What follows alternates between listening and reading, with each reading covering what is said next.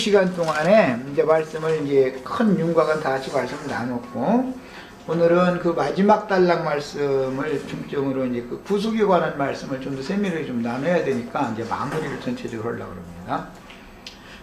오전 마지막 시간 말미에 우리 장애인님께서 하모리 아들 세겜에 대해서 이제 질문이 아까 있었었는데, 그때 당시 아브라함, 이삭, 야곱 이런 세대에서는 흔히 이제 족장 시대다 이렇게 말하고, 이제 역사책에서는 부족 국가 시대다 이렇게 표현하죠. 그러니까 그 말은 부족이라고 그러지만 현대어로 말하면 이제 그 추장, 부족장 이름이 추장, 부족장이라는 말이 추장이라는 뜻이죠. 오늘날로 말하자면.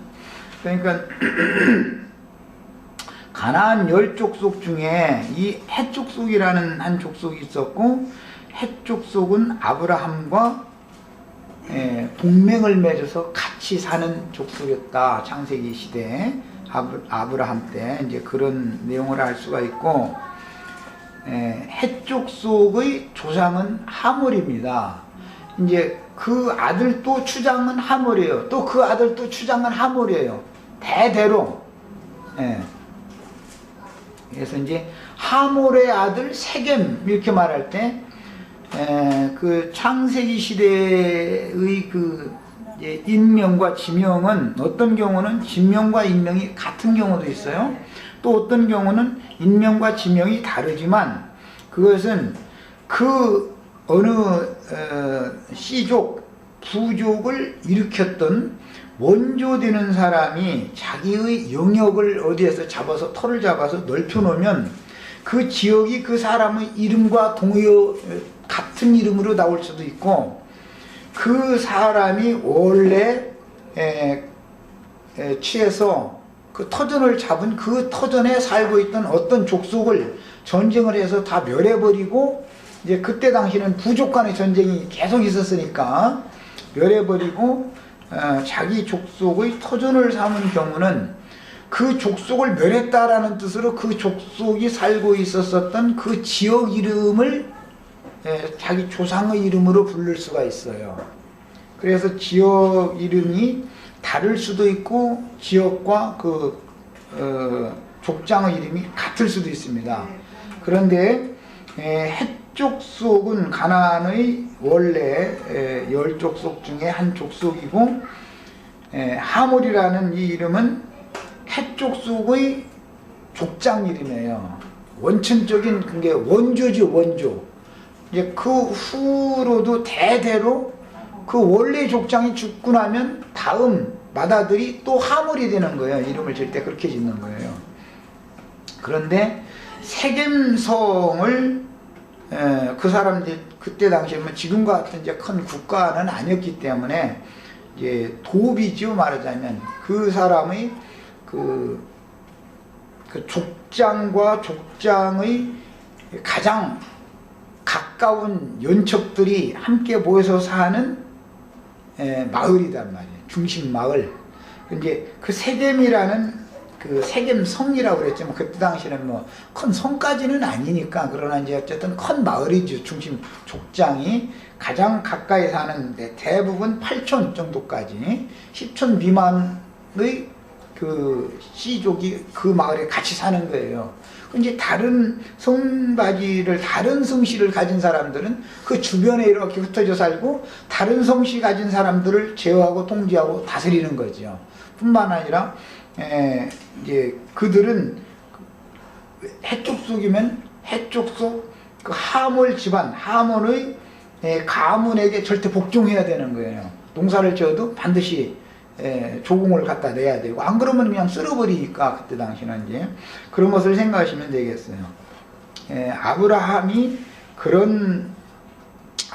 원래 바벨 지역 신할 땅 사람이지 가나안 땅 사람이 아니니까, 아브라함은 가나안 족속들과는 원래 근원적으로 다른 셈 계보에 속하는 족속이었잖아요. 셈의 족속이죠, 아브라함은. 그러니까 그 셈 계보 사람은 가나안 족속 사람들과는 타민족이죠.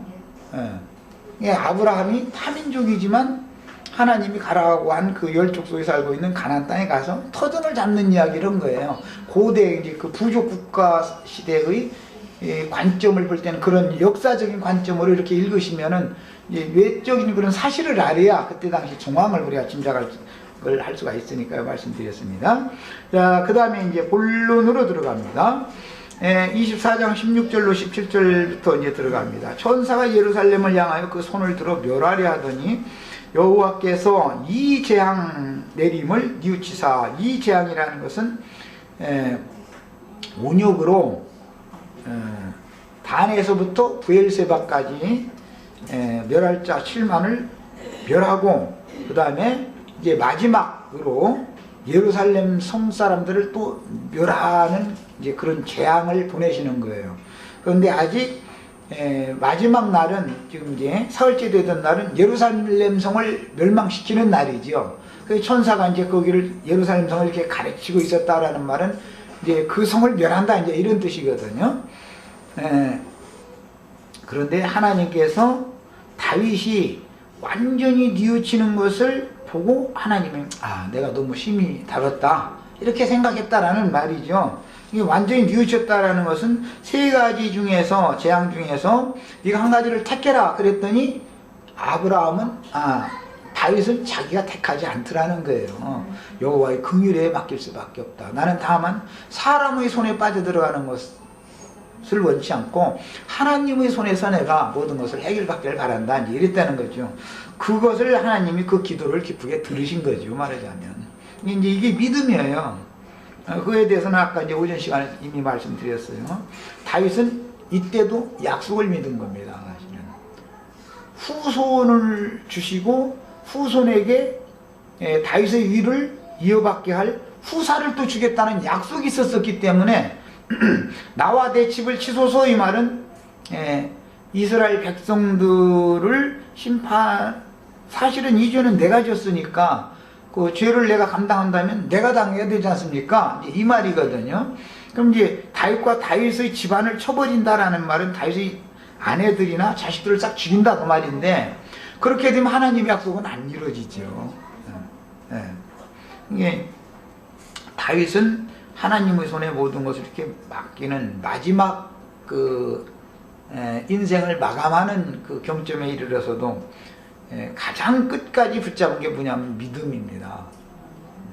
하나님의 손에 모든 걸 부탁하고 맡기는 것만이 해결책이다라는 걸 철두철미 믿는 사람이죠. 이제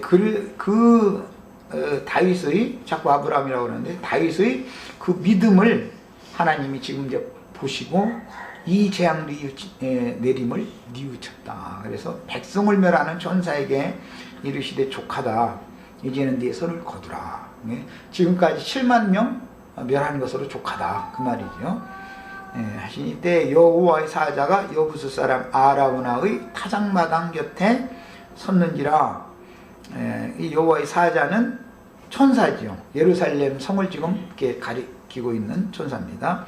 다윗이 백성을 치는 천사를 보고 곧 여호와께 아뢰어 가로되, 이 천사는 무엇으로 재앙을 내려서 심판을 하느냐면은 온역, 역병을 돌게 만드는 이제 천사단 말이야.